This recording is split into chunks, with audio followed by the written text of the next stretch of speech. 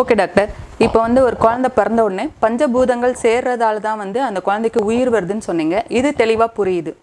ஆனால் டாக்டர், இப்போ சில குழந்தைகள் வந்து பார்த்தீங்கன்னா பிறந்ததுலேருந்தே நோயோடயே இருக்குதே, அதுக்கு என்ன டாக்டர் காரணம்? அதற்கு என்ன காரணம் அப்படின்னு சொன்னால், பஞ்சபூதங்கள் முழுமை பெற்ற பிறகு அது ஆகாய பூதம் அதோட சேர்ந்த பிறகு அந்த பொருள் வந்து உயிர் பொருளாக மாறுகிறது. அனட்டாமிக்கல் அலைவாக இருக்கிறது, ஃபிசியாலஜிக்கல் அலைவாக மாறுது, இயக்க ரீதியான உயிராற்றலை பெறுகிறது. அதை தான் உயிர் அப்படின்னு சொல்கிறோம். அதுக்கப்புறம் அதை குழந்தைன்னு சொல்கிறோம். ஆனால் அந்த குழந்தை பிறந்ததுக்கு பிறகு அந்த டைமில் ஒரு சில நிகழ்வுகள் நடக்குது. இதுவரை நம்ம வேலை செய்யாத நுரையீரல் சுவாசத்தை எடுக்குது. சுவாசத்தை அடுத்த கொஞ்ச நேரத்தில் என்னன்னா குழந்தை டாய்லெட் போகும்.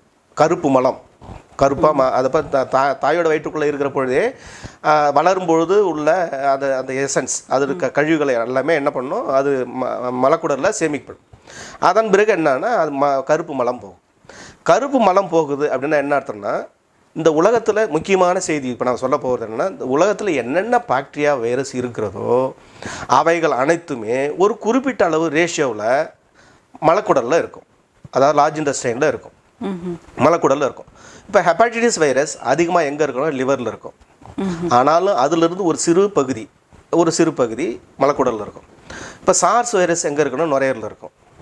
அதில் இருக்க சிறு பகுதி மலக்குடலில் இருக்கும்.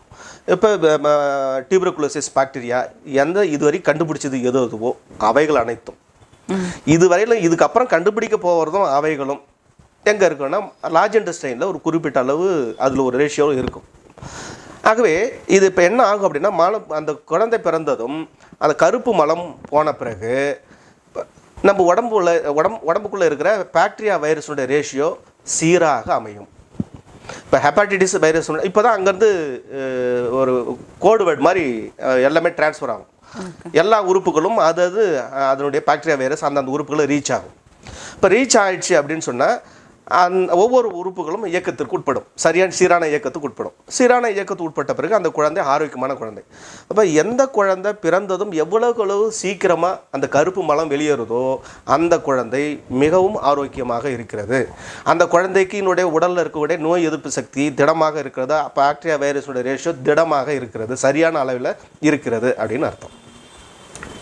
ஆகவே இப்போ நம்ம வந்து அந்த பாக்டீரியா வைரஸினுடைய இப்போ தான் நாம் வந்து இப்போ இருக்க நவீன மருத்துவத்திற்கு ஒரு சவாலான ஒரு விஷயம் நம்ம சொல்கிறது என்ன அப்படின்னா, இப்போ வந்து இப்போ நம்ம நடைமுறையில் இப்போ டெஸ்ட்டுக்கு எடுக்க போகிறோம். இப்போ HIV டெஸ்ட்டு பண்ண போகிறோம், எய்ட்ஸ் இருக்குதா இல்லையான்னு டெஸ்ட் பண்ணுறோம். நம்ம அவங்க என்னன்னு கூட பாசிட்டிவாக நெகட்டிவாக தான் கொடுப்பாங்க. நம்ம ரியாக்டிவ் ஆர் நான் ரியாக்டிவ்.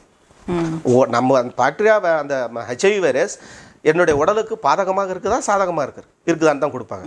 அப்போ அந்த HIV வைரஸ் என்னுடைய உடம்புல இருக்குது, உங்களுடைய உடம்புல இருக்குது. இந்த நிகழ்ச்சியை பார்த்துக்கிட்டால் உங்களுடைய உடம்பு எல்லாருடைய உடம்புல இருக்குது. புரியுங்களா? ஆகவே HIV வைரஸை கம்ப்ளீட்டாக அழிச்சிட்டு நான் உயிர் வாழ முடியுமானா முடியாது, நீங்கள் உயிர் வாழ முடியுமானா முடியாது, நீங்களும் உயிர் வாழ முடியாது. புரியுங்களா?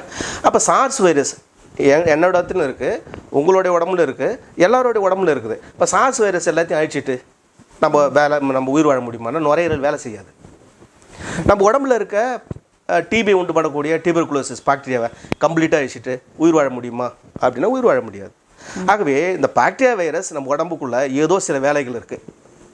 சில நோய்கள் வரும்பொழுது ஏதோ சில காரணங்களால் பாக்டீரியா வைரஸோட ரேஷியோ கூடுதலாக இருக்குது. நோய் உபாதை இருக்கிற சமயத்தில் டெஸ்ட் பண்ணுறது கூடுதலாக இருக்குது. அதுக்கு அந்த கிருமி தான் காரணம்னு சொல்லிட்டு நம்ம என்ன பண்ணுறோம், ஆன்டிபயோட்டிக் கொடுத்து அதை அழிக்கிறதுக்கு முயற்சி பண்ணுறோம்.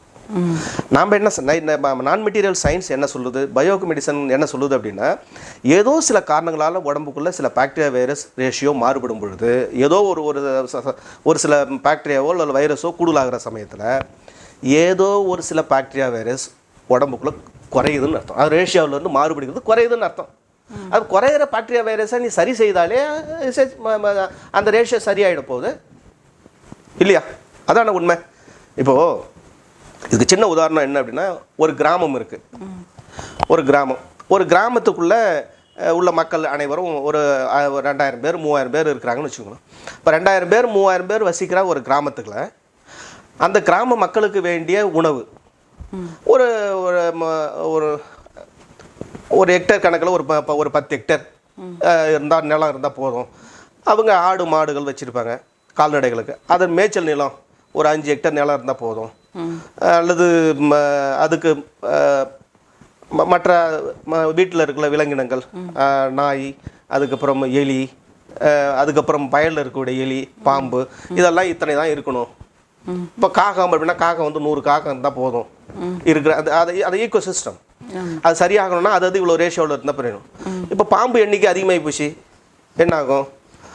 பாம்பு எண்ணிக்கை அதிகம் போச்சுன்னா வயலில் இருக்கிற சுற்றுப்புறத்தில் இருக்கிற எலிகளை அழிச்சிட்டு அதுக்கப்புறம் வயல்வெளியில் இருக்கிற அந்த பாம்பு நம்ம வீட்டுக்குள்ளே வர ஆரம்பிக்கும். வீட்டுக்குள்ளவங்களும் அது கடிக்க ஆரம்பிக்கும், கொத்த ஆரம்பிக்கும் இல்லையா? அப்போ ஈக்கோ சிஸ்டம் மாறுபடும். இப்போ ஏதோ ஒரு குறிப்பிட்ட ரேஷியோ கூடுதலாகுது, காகத்தினுடைய ரேஷியோ அதிகமாகுது, அது உணவு பற்றாக்குறை வந்துடும்.